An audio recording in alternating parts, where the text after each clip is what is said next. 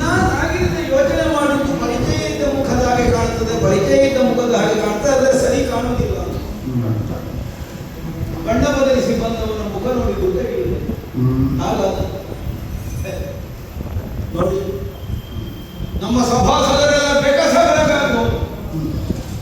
ಇಷ್ಟರ ತನಕ ವಿರೋಧದಿಂದ ಸೊರೆಯೇರಿಸಿ ಮಾತನಾಡುತ್ತಿದ್ದಂತಹ ನಮ್ಮ ಪ್ರಭು ಯಾಕೆ ಒಂದೇ ಸಲಕ್ಕೆ ಬಿದ್ದು ಎಂದು ನಗುಸುತ್ತಾ ವ್ಯವಹರಿಸುವುದಕ್ಕೆ ಮುಂದಾದರು. ನಗಾಡುವುದೆಂತದ್ದು? ಇವ ಮಾಡುವಂತಹ ಕೃತಿಗೂ ಇವ ಆಡುವಂತಹ ನುಡಿಗೂ ಇರಬಹುದಾದಂತಹ ಪರಸ್ಪರವಾದ ವೈರುಧ್ಯ ಅರ್ಥ ಆದರೆ ನನ್ನಿಂದ ಎಷ್ಟಿಗೆ ನೀವು ನಗಾಡಿ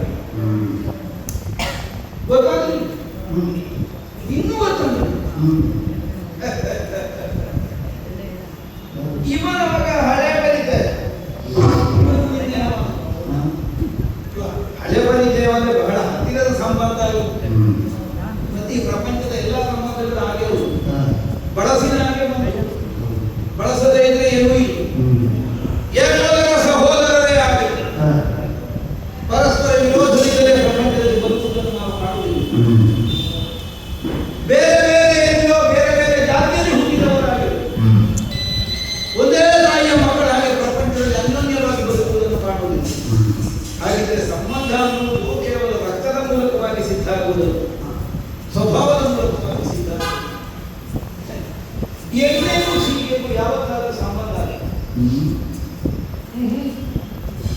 ಆಗುವುದಕ್ಕೆ ನಮಗೆ ಬಂಧುವಾದ ಬಂಧುತ್ವದ ನೆಲೆಯಲ್ಲಿ ಇವರಲ್ಲಿ ಒಡಗೂಡುವುದಕ್ಕೆ ನಮಗೆ ಸಾಧ್ಯ ಆಗುವುದಿಲ್ಲ. ಯಾಕೆ?